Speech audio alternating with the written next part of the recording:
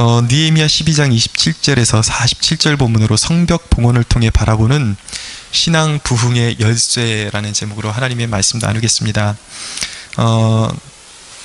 바로 본론으로 들어가서 첫째로 우리 27절 한번 읽어볼까요? 시작. 예루살렘 성벽을 봉헌하게 되니 각처에서 레위 사람들을 찾아 예루살렘으로 데려다가 감사하며 노래하며 재금을 치며 비파와 수금을 타며 즐거이 봉헌식을 행하려 하매, 예루살렘 성벽을 봉헌하게 되었습니다. 참으로 감격적인 날이 온 것입니다. 느헤미야가 이 일을 위해서 예루살렘으로 오게 되었는데, 어떤 의미에서는 느헤미야의 사명을 이루게 된 아주 감격적인 그런 날이라고 볼 수가 있겠습니다. 여러분, 이 성벽이 지어지기까지 얼마나 숱한 어려움과 그런 난관이 있었습니까? 대적들의 방해와 살해의 위협과 여러 가지 음모들이 있었지만, 여러분, 분명한 사실은 이 일을 통해서 우리가 깨닫게 되는 사실은 뭐냐면, 하나님께서 그분의 뜻 안에서 허락하신 일은 결코 아무리 방해가 있어도 반드시 이루어진다라는 것입니다. 그렇기 때문에 우리 성도가 형통하는 길은 나의 길을 가는 것이 아니라 하나님께서 기뻐하시는 길로 가야 하나님께서 그 길을 보장해 주시는 것입니다. 성벽 봉헌이 무엇인가? 이제 성벽을 완공하게 되었잖아요. 그래서 이제 이것을 하나님께 감사로 하나의 예물 드리듯이 하나님께 이렇게 올려드리는 것입니다. 이 성전과 성벽을 하나님께 감사하며 올려드리는 행사를 성벽 봉헌이라고 하는 것이죠. 이 성벽을 봉헌한다는 것은 어떤 의미가 있는가? 성벽이 완전히 굳건하게 섰지 않습니까? 성의 모습을 완전히 갖춘 것이죠. 그것은 하나님의 백성들이 하나님 중심의 삶, 그리고 하나님 나라의 시민으로서의 삶을 살아가겠다는 그런 결단이 여기에 녹아져 있는 거예요. 그래서 이 메시지가 우리 성도들에게 주는 강력한 도전은 무엇이냐면, 삶의 우선순위를 결단할 것을 촉구하는 것입니다. 네. 허물어졌던 성벽을 세우고 이제는 하나님 중심으로 살겠습니다라는 결단식이 바로 이 성벽 봉헌식이잖아요. 하나님께 감사하는 의미도 있지만 절대적으로 하나님을 떠나지 않겠습니다. 하나님 중심으로 살겠습니다. 그런 결단인 것이죠. 우리에게도 그런 결단이 요구된다는 것입니다. 우리의 삶 가운데 무엇을 우선순위에 둘 것인가? 절대적으로 하나님 중심, 하나님 우선순위의 삶을 살 것을 결단을 촉구하는 것입니다. 여러분, 여러분들의 신앙생활을 한번 돌아보시기 바랍니다. 여러분들의 신앙생활은 어떤 모습으로 있습니까? 혹시 믿기는 믿는데 이것도 저것도 아닌 삶을 살고 있지는 않습니까? 예배 드리긴 드리는데 항상 예배 드리려고 마음 먹으면 왠지 귀찮고, 드리자니 귀찮고, 안 드리자니 안 드리고 나면 벌 받을 것 같고, 항상 기쁨이 없고 망설이는 것이죠. 마지못해서 하나님께 결단하고 나와서 예배 드리지는 않습니까?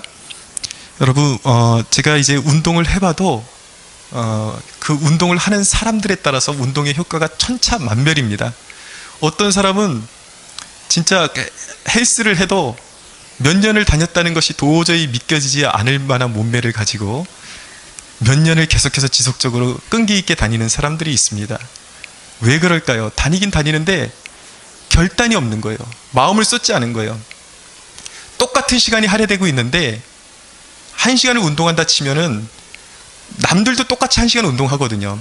마음을 잡고, 마음을 다 잡아서 운동을 하고 목적을 분명히 하고 내가 정말 내 몸을 아름답게 한번 만들어 보겠다라는 그런 굳은 의지를 가지고 운동에 뛰어들어야 되는데, 하면서도 귀찮아 그러면서 이상하게 운동하러 오면 숙제할 게 생각나고, 숙제할 때는 아휴, 아까 운동 조금 열심히 할 걸. 뭐 하나 집중을 못 하는 거예요. 결단이 없으니까. 예배에 오면은 이상하게 집에 두고 온 빨래가 생각나고, 빨래할 때는 아휴, 내가 예배를 제대로 드렸어야 되는데 이게 뭔가, 항상 이것도 저것도 안 되고 그런 어정쩡한 상태에 머물러 있는 것이죠. 여러분, 그런 신앙으로서는 우리의 삶 가운데 어떤 유익도 우리의 삶 가운데 유익이 있을 수가 없습니다. 똑같은 시간을 할애하고 있는데 결단이 필요한 거예요. 내가 철저히 하나님 중심으로 살겠다. 내가 하나님 나라의 시민으로 살겠다. 하나님이 기뻐하시는 삶을 내가 살겠다라는 그 결단이 있을 때에 이 예배가 의미 있어지는 것입니다. 받는 은혜가 다른 것입니다.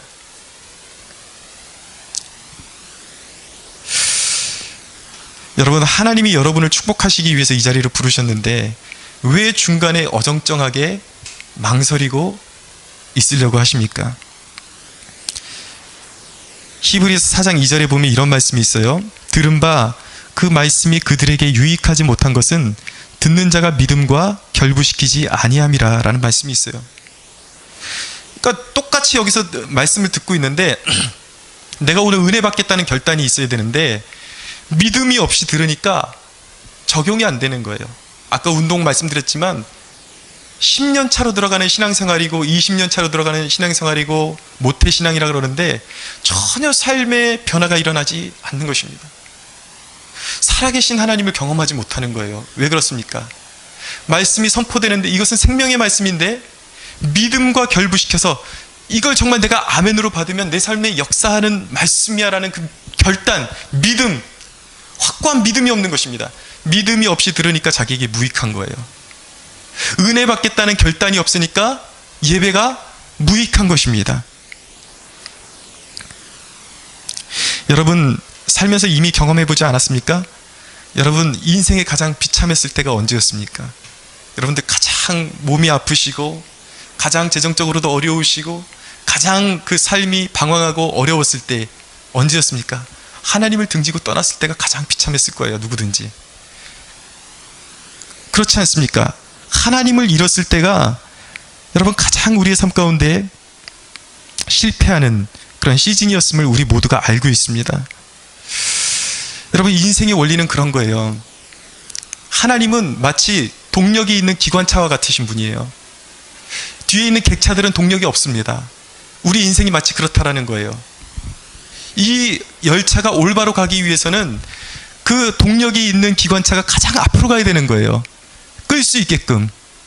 동력도 없는 주제에 자기가 자기 인생을 끌어가려고 그러면 인생이 앞으로 나아갈 수가 없는 거예요.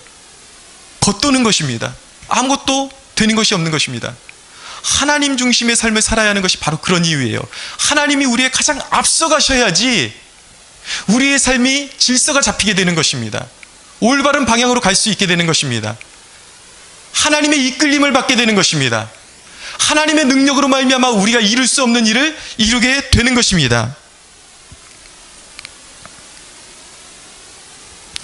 여러분, 어쩌면 여러분은 교회 다니는 횟수에 비해서 전혀 인생이 나아진 것이 없을 수도 있습니다. 그런데 여러분, 오늘 이 사실을 꼭 기억할 수 있게 되기를 바랍니다. 하나님을 진정 무엇과도 바꿀 수 없는 절대 가치로 붙잡는 그 순간부터가 여러분들의 인생의 진정한 시작이에요. 할렐루야.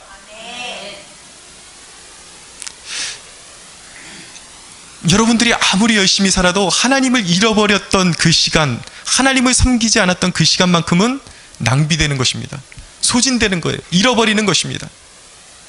그러나 여러분, 우리가 믿어야 하는 사실은 우리의 인생이 아무리 짧게 남았다고 할지라도 하나님께서 붙드시는 그 순간 우리의 인생은 가속이 붙게 되어 있는 것입니다. 좋은 방향으로, 올바른 방향으로 반드시 열매 맺게 되어 있는 거예요. 그래서 이 자리에 있다고 안심하시면 안 돼요. 결단하셔야 돼요. 이 성전 봉헌식은 우리의 신앙을 완전히 잃어버렸다가 하나님 앞에 얻어 터지고 돌아와서 한 3년에 한 번씩 봉헌식이 아니라 매번 모일 때마다 우리의 마음으로 영으로 성전 봉헌식이, 성벽 봉헌식이 매번 반복돼야 돼요. 결단이 있어야 되는 거예요. 하나님 믿음으로 살겠습니다. 주신 말씀대로 살겠습니다. 오늘 그런 시간이 되기를 축원합니다. 여러분, 하나님 중심의 삶은 말로만 되는 것이 아니라 두 가지 결단이 필요한 것입니다. 오늘 레위인들이 하나님을 이제 중심으로 섬기기 위해서 두 가지 결단을 레위인들의 모습을 통해서 보게 되는데, 첫째는 무엇이냐면 성전에 마음을 두는 것이었습니다. 29절 보세요. 한번 읽어볼까요? 시작. 또 백길갈과 게바와 아스마와 웨뜰에서 모여들었으니 이 노래하는 자들은 자기들을 위하여 예루살렘 사방에 마을들을 이루었음이라. 네, 무슨 말씀이냐면, 이제 느헤미야가 솔로몬 시절에 그 성전이 처음에 이제 솔로몬에 의해서 지어졌지 않습니까? 그 시절의 그 영화로운 모습을 회복하기 위해서 이제 웅장하게 이제 레위 사람들로 찬양대를 조직하기 위해서 레위 사람들을 부른 거예요. 그런데 이제 레위 사람들이 어떻게 살았는지를 보여주는 대목이 바로 29절입니다.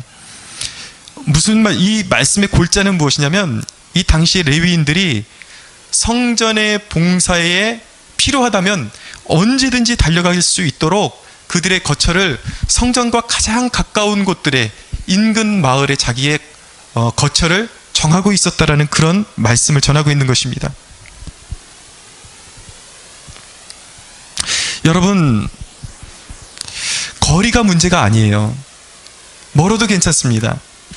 때로는 교회에서 상당히 먼 거리에 살고 있을 수도 있습니다. 그러나 이 말씀의 이 중심 내용은 무엇이냐면, 우리가 정말 하나님 중심의 삶을 살기 위해서, 우리 신앙의 영적인 각성과 갱신을 위해서 우리가 하나님의 부르심에 하나님이 나를 필요로 하신다면 즉각적으로 반응하도록 내 마음을 성전에 두는 것입니다. 내가 섬기는 교회에 두는 것을 의미하고 있는 것입니다. 제 친누님 이야기를 좀 드리려고 합니다. 제가 요 근래에 제 친누님에 대해서 잘 모르다가 요 며칠 사이에 이제 좀 이렇게 어머니 아프시면서 마주치게 돼가지고 친누님이 교회를 섬기는 모습을 이렇게 얼뜻 보게 되었어요. 근데 저는, 제가 목사지만 참 감동이 되더라고요. 이제 권사직분을 받으셨는데 어느 날은 이제 같이 모여있는데, 식구들끼리 모였는데 교회에서 갑자기 목사님한테 불쑥 전화가 오는 거예요. 보통 이제 교회에 정식으로 모이는 날도 아닌데 불과 1시간 주고 교회에 손님이 왔으니까 교회 손님 좀 대접해야 되니까 우리 권사님이 와서 좀 섬겨달라고, 그렇게 이제 목사님이 요구를 하시는 거예요. 근데 제가 가만히 보니까 누님이 싫은 소리 한 번 할 만도 한데, 왜냐하면 전혀 준비된 것이 없고 가족끼리 이제 좀 단란하게 모여서 얘기 좀 하려고 그러는데 아무런 예약도 없었는데 어떻게 1시간을 남겨두고 음식 재료를 사와서 요리를 해서 사람들에게 그래서 대접하고 그럴 수가 있겠습니까? 그래서 저는 목회자의 입장에서 오히려 좀 이해가 안 되더라고요. 그런 건 좀 이렇게 밖에 나가서 좀 사드시지, 왜 이제 가재는 개편이라고 이제 막상 평신도 입장에, 그러니까 성도의 입장에서 바라보니까 얼마나 귀찮을까, 그런 생각이 드는 것입니다. 그러면서 저도 목사지만 그 전화하신 목사님이 좀 이해가 되지도 않고 좀 얄미워지더라고요. 그런데 제가 누님의 모습을 보면서 참 큰 은혜를 받았어요. 아무런 토를 달지도 않고 네 알겠습니다 그러면서 전화를 끊고 나면은 보통 조금 궁시렁거릴 만도 한데 한마디 안 해요. 그리고 교회에서 원하면 가서 바로 섬기는 거예요. 그런 모습을 제가 요 며칠 새에 몇 번을 봤습니다. 정말 잘 배웠구나. 네, 우리 누님 정말 철없이만 봤는데 정말 다른 면모가 있구나라는 것을 보게 되었습니다. 여러분, 이런 섬김은 억지로 되는 것은 결코 아닙니다. 그것은 왜 그가 그렇게 섬길 수 있는가? 하나님의 은총이 그에게 임해 있기 때문에 가능한 것입니다. 받은 은혜가 있기 때문에, 교회를 사랑하는 마음을 주셨기 때문에 가능한 거예요. 그런데 여러분, 그것이 얼마나 큰 축복인지 깨달아야 합니다. 하나님을 섬길 수 있다는 것, 불평이 나올 만한 상황 가운데서도 교회에 마음을 두고 필요하다면 내가 그 일을 감당하겠습니다라는 그 마음이 하나님 앞에 얼마나 귀하겠습니까? 그것 자체가 상급이 되는 것이죠. 여러분, 이런 섬김은 사모함이 있어야 되는 것입니다. 염려하지 마세요. 저는 그렇게 여러분들 안 불러내요. 예, 미리 여러분들의 마음을 탁 닫지 마시고 그 섬김의 자세를 본받으라는 것입니다. 여러분, 신약 성경에도 보면 예수님을 섬기도록 부름받은 여인들이 있었습니다. 예수님을 따라다니면서 자신이 가진 것들로 예수님을 잘 섬겼기 때문에 예수님의 사역의 지평이 더욱더 넓어질 수 있었어요. 이렇게 주님이 하시는 일들, 하나님이 행하시는 일들에 섬길 수 있는 사람들은 정말 복된 사람들입니다. 여러분, 섬김의 사람들이 받는 축복이 있어요. 그것이 무엇이냐면, 첫째는 섬김의 사람들은 마음에 여유가 생기게 됩니다. 섬길 줄 아는 사람들은 마음에 늘 여유가 있어요. 두 번째로 생활의 여유를 갖게 됩니다. 받게 됩니다. 실제예요, 여러분. 저희 누님이 이제 죄송합니다. 누님 말씀을 오늘 말 나온 김에 좀 더 하려고 그러는데, 최근에는 좀 어렵습니다. 매형이 사업을 시작했는데 계속해서 지금 이제 광야 같은 그런 훈련의 기간을 이제 걸어가고 있어요. 좀 많이 어렵습니다. 그러나 제가 누님을 보면서 느낀 게 무엇이냐면, 저희 아버님이 이제 개척 생활을 하면서 옛날에 임지가 없어가지고 쪽방에서 몇 평 되지도 않는 쪽방에서 6식구가 꾸겨꾸겨 정말 다리를 다 뻗을 수 없는 한 방에서 6식구가 살던 시절이 있었어요. 그때 누님이 피아노를 전공하셔가지고 저기 뭐 시흥, 철산 이런 데로 그 조그만 몸으로 뛰어다니면서 아이들 피아노 레슨해가지고 그 이제 얼마 되지도 않는 돈 벌어가지고 부모님을 그렇게 지극히 섬겼어요. 정말 감동이에요. 섬겼는데 하나님께서 또 결혼의 문을 잘 열어주셔서 좀 넉넉한 집안으로 가게 되었습니다. 그래서 늘 부족함이 없이 교회도 섬기고 부모님을 더 잘 섬길 수 있게 그렇게 이제 하나님께서 축복을 내려주시더라고요. 보니까 저는 지금 우리 누님이 그렇게 어려운 그런 시즌을 보내고 있지만 저는 확신합니다. 섬김의 사람에게는 그 메마른 땅을 걸어가다 보면 또 하나님께서 허락하시는 엘림과 같은 그러한 생수와 같은 날이 반드시 올 것이라고 저는 믿습니다. 여러분들에게도 그런 삶이 주어질 거예요. 섬기세요. 자기를 자꾸 이렇게 재단하고 좁히면 좁힐수록, 자기를 자꾸 보호하고 내주지 않으면 않을수록 지평은 점점 좁아지는 것입니다. 더 이상 발전을 할 수가 없는 거예요. 하나님의 나라는 섬김의 사람들에게 계속 오픈되는 것입니다. 한이 없이 하나님께서 오픈해 주시는 거예요. 여러분들에게 그 넓은 지경이 여러분들의 소유가 되기를 축원합니다. 여러분, 이 레위인들의 헌신 두 번째 모습은 무엇이냐면 바로 몸을 구별해서 드렸다라는 것입니다. 보세요. 30절 한번 읽어보겠습니다. 시작. 제사장들과 레위 사람들이 몸을 정결하게 하고 또 백성과 성문과 성벽을 정결하게 하니라. 아멘. 여러분, 하나님 중심으로 산다는 것이 무엇입니까? 말로만 떠들어서 되는 것입니까? 정결함이 있어야 되는 것입니다. 거룩함이 있어야 되는 것입니다. 율법이 아니에요, 여러분. 몸을 절제하는 것, 행실을 절제하는 것 이야기하면 율법적이라고 생각하는 사람들이 있는데 절대 그렇지 않습니다. 생각을 해보세요. 몸과 우리의 정신과 마음, 영혼은 밀접하게 연관되어 있습니다. 우리 몸이 처지면 마음도 처지는 거예요. 그런데 마음을 잡고 또 몸을 일으키면 마음도 상쾌해집니다. 이 밀접하게 연관돼 서로 상호작용이 있는 거예요.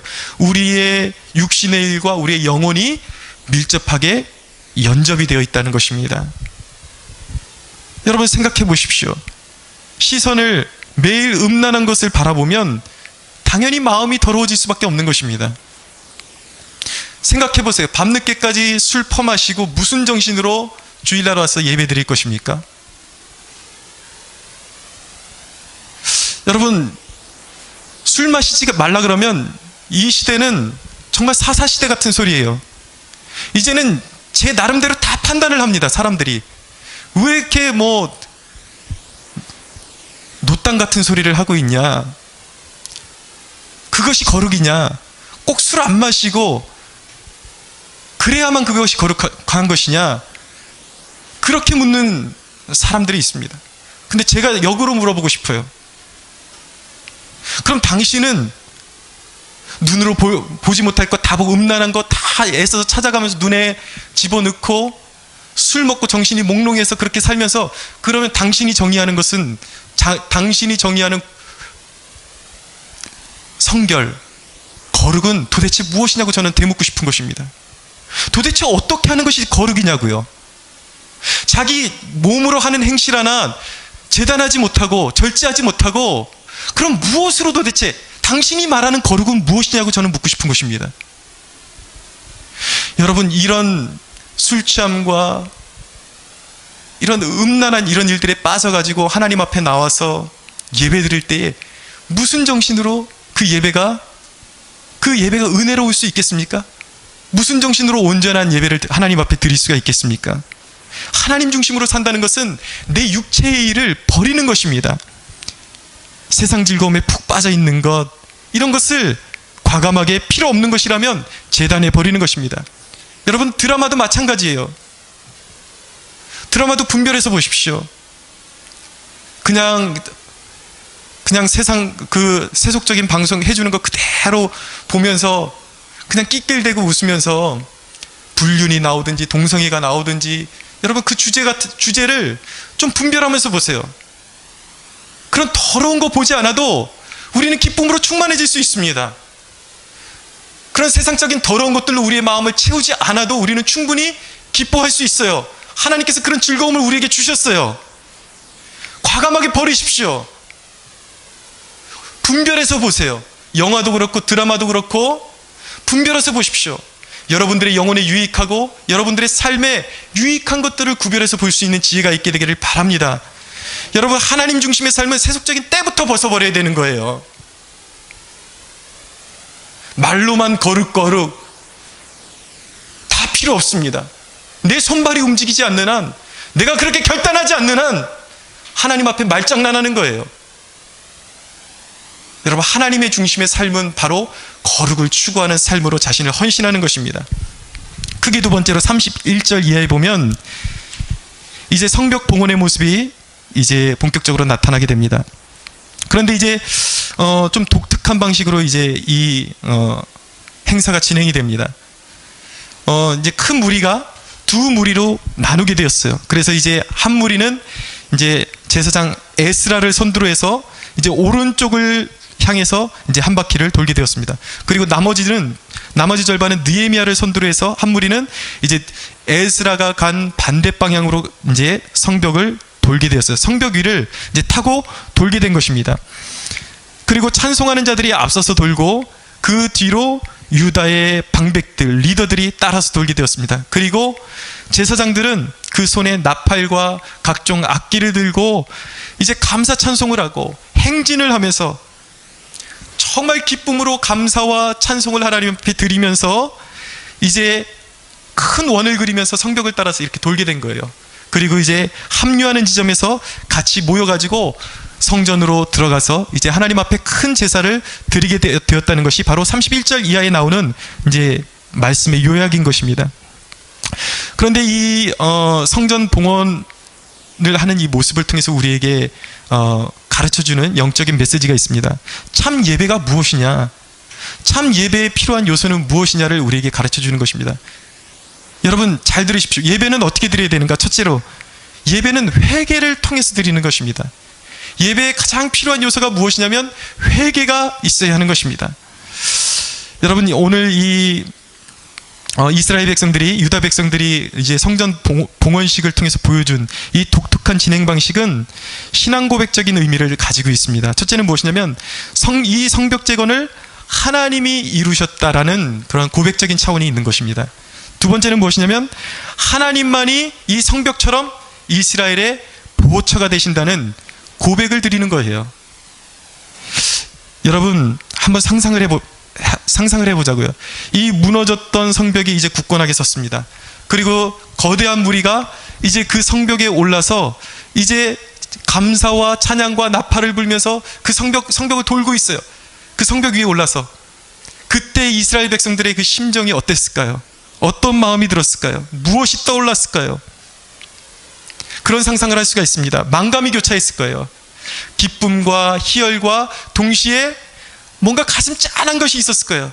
우리가 이렇게 망하지 않았어도 될 것이었는데 우리가 공연히 망했었구나. 우리가 망한 이유가 무엇이었는가?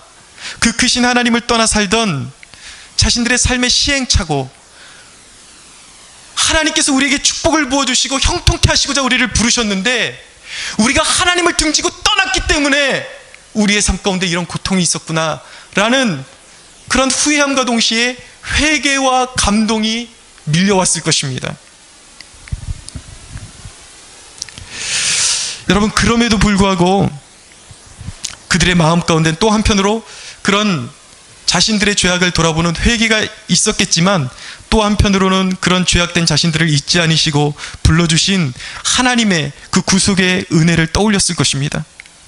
여러분, 예배라는 것은요, 이 예배당에 들어오는 그 시점에 시작되는 것입니다. 막 분주하다가 갑자기 그냥 시간 딱 되면은 예배가 시작되는 것이 아니라, 여러분들이 이 예배의 처소에 들어오는 시간, 여러분들 마음 가운데 어떤 숙연함이 있어야 되는 것입니다. 경건함이 있어야 되는 것입니다. 여러분, 어떤 마음으로 예배를 준비해야 될까요? 여러분들 여기 오면 그렇게 시작하셔야 되는 거예요. 예배를 지난 시간 동안 여러분들이 주일 예배를 오면은 지난 한 주간 동안을 돌아보시면서 그 한 주간의 삶을 돌아보는 것입니다. 그리고 과연 내가 하나님의 뜻에 합당하게 살아왔는지를 살펴보는 것입니다. 내 마음도 점검해 보시고 한 주간의 삶과 내 언행과 사람들을 내가 어떻게 되어 있는가 점검하시는 것입니다. 그리고 회개의 자리로 나아가는 것입니다. 그런데 여러분, 분명한 사실은 회개라는 것은 후회의 자리에 머물러서는 안 되는 것입니다. 잘 들으십시오. 회개를 통해서 우리가 나가야 하는 장소는 어디냐면, 그럼에도 불구하고 우리를 조건 없이 받아주시는 그 하나님의 은혜의 감사의 자리로 나아갈 수 있어야 하는 것입니다. 여러분, 회개가 없으면 감사가 없어요. 내가 늘 하나님 앞에 떳떳하고 잘못한 게 없고 늘 내 잘난 맛으로 사는데 무슨 감격이 있겠습니까? 예배를 나와도. 늘 예배에 감격이 있는 사람은 회개를 이루는 사람입니다. 하나님 앞에서 자신을 비추어 보는 사람이에요. 하나님의 말씀에 자신을 비추어 보는 사람입니다.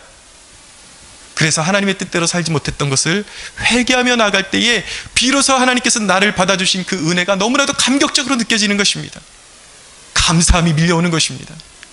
그 감사와 그 기쁨이 여러분들에게 밀려오는 그러한 역사가 일어나기를 축원합니다.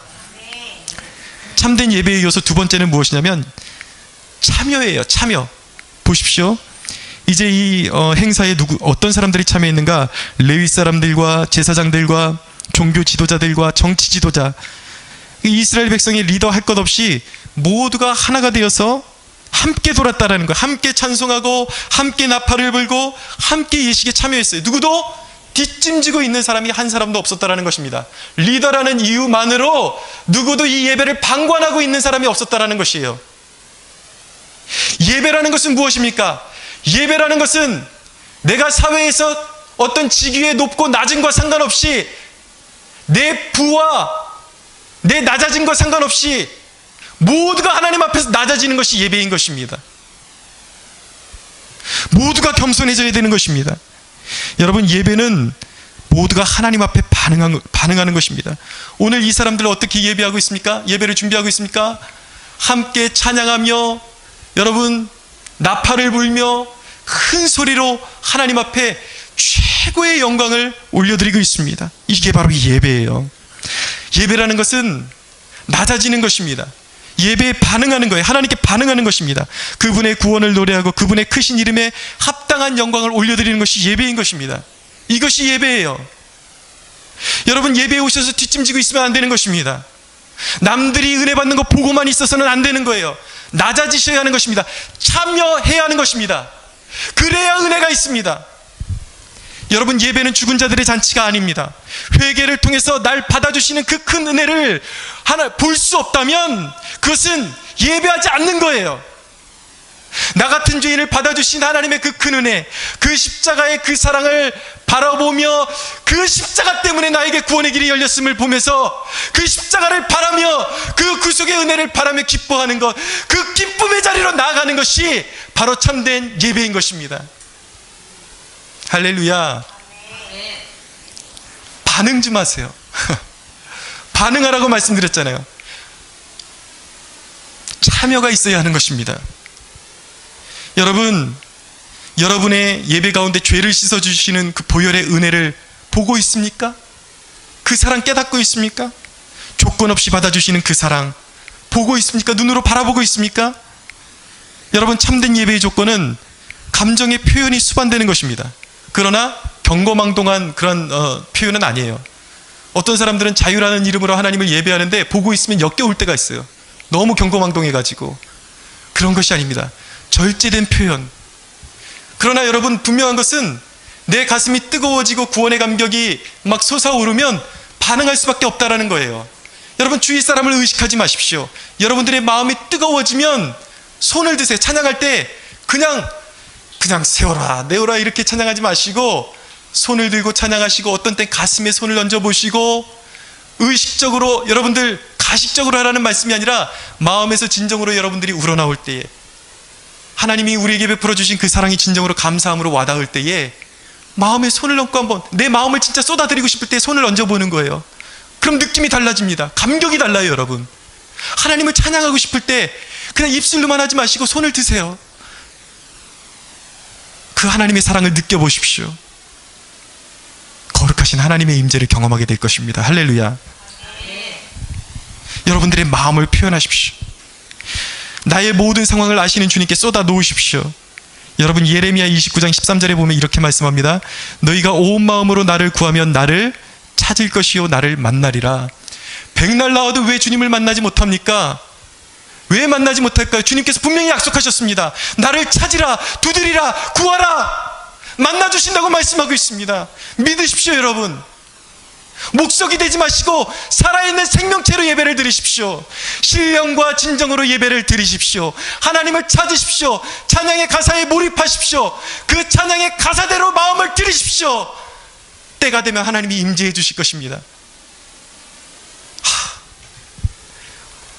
어떻게 해야 여러분들의 마음이, 심장이 뛰겠습니까? 사랑합니다.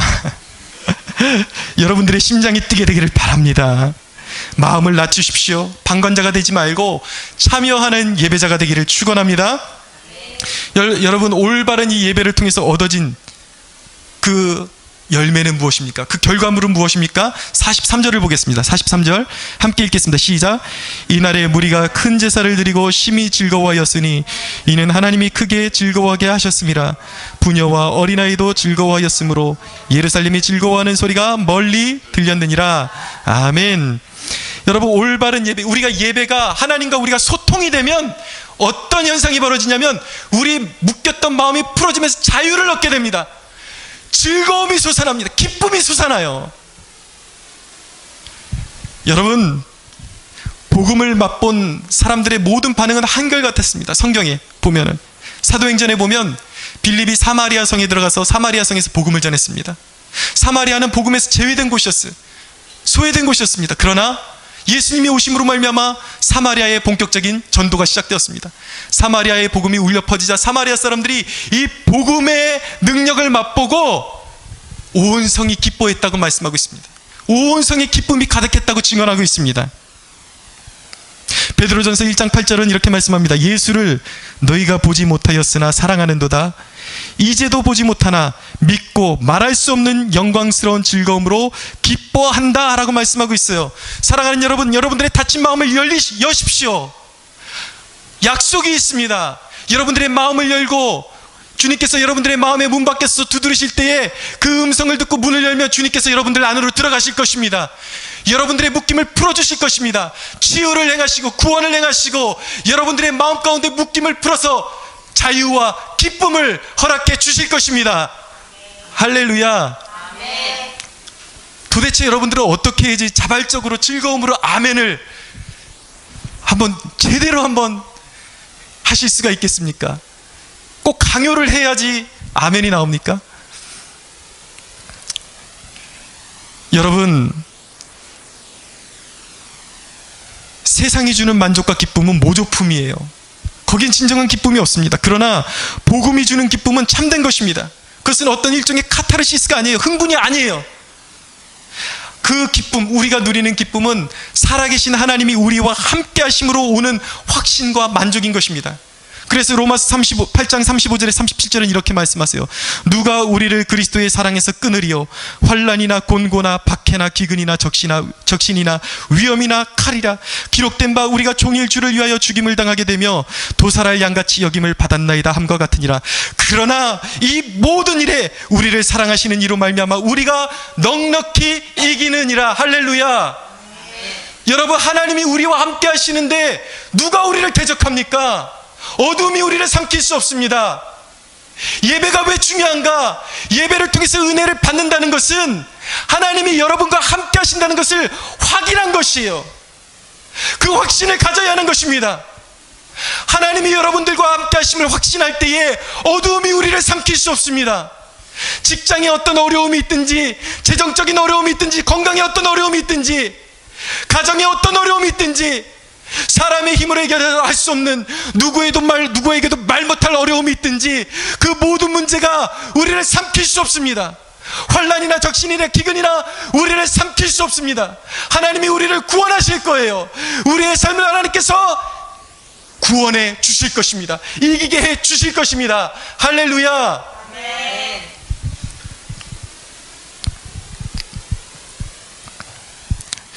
크게 세 번째로, 여러분, 은혜 받고 나니까 또 다시 주제가 이제 변화되게 됩니다. 어떤 주제로 돌아가냐면 43절 이하에 보니까 어떤 말씀이 나오냐면 이제 11조 회복에 대한 말씀이 또 나옵니다.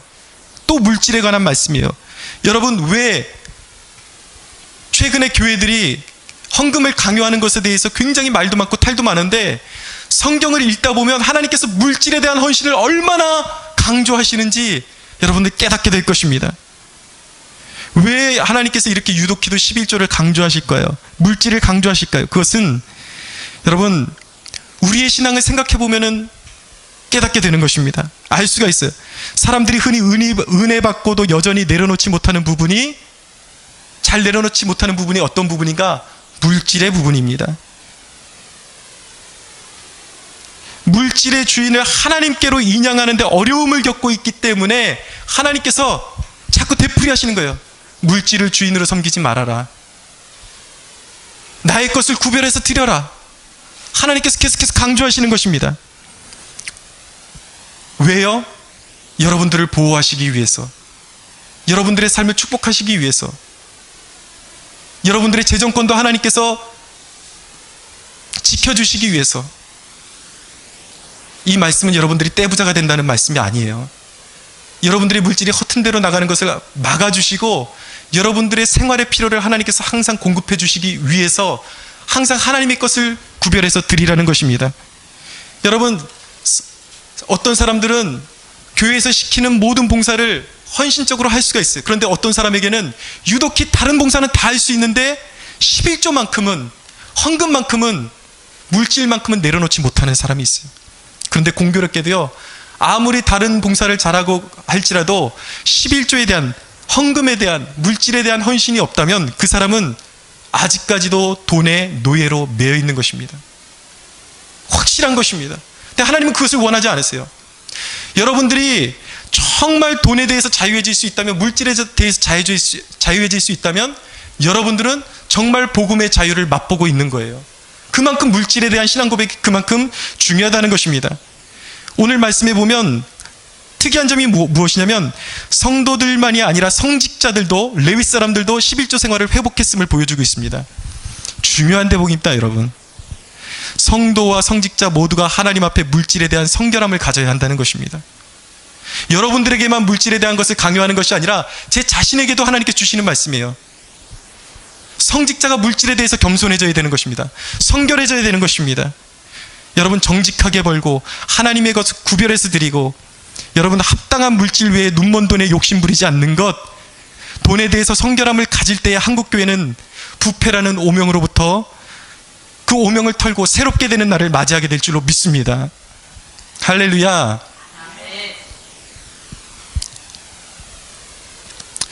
여러분, 이 신앙 부흥, 우리가 하나님 앞에 섬기기로 결단하는 것, 하나님 중심으로 살아가는 것을 결단하는 것이 왜 그렇게 중요한 것입니까? 왜 다른 일이 아니라, 우리의 삶의 다른 세세한 부분이 아니라 신앙적인 결단, 예배의 회복을 그렇게도 강조하고 있냐는 말이죠. 왜 그렇게 중요한 것일까요? 왜 그렇게 예배의 가치를 예배의 가치를 그렇게 반복적으로 강조하고 있는 것일까요? 사랑하는 여러분, 이 말씀을 저와 함께 말씀을 나누면서 예배의 가치를 간파하고 있습니까? 하나님의 다스리심의 차원을 기억하셔야 돼요. 왜 신앙의 하나님 중심으로 살아가는 것을 그렇게 강조하는가? 왜냐하면 하나님의 다스리심 아래에서만 우리가 바른 삶을 살아갈 수 있고 진정한 성공을 맛볼 수 있기 때문입니다. 무슨 말씀인지 아시겠죠? 여러분들이 아무리 이것을 제외하고 여러분들이 열심히 세상에서 살아간다고 할지라도 예레미야의 표현에 의하면 터진 웅덩이에다 물을 붓는 거예요. 쌓이지 않습니다. 여러분들은 헛된 고생을 하고 있는 것입니다. 하나님이 이끌어 주셔야 돼요. 바로 그것입니다. 여러분들의 가장 앞면에 하나님이 앞서가시도록 결단하는 것, 신앙적인 결단, 하나님 중심의 삶, 예배자로서 결단하는 삶이야말로 여러분들이 가장 확실하고 안전하고 바른 길로 갈 수 있는 첫 경임을 믿으시기 바랍니다. 우리 함께 하나님께 영광의 박수 올려드리겠습니다.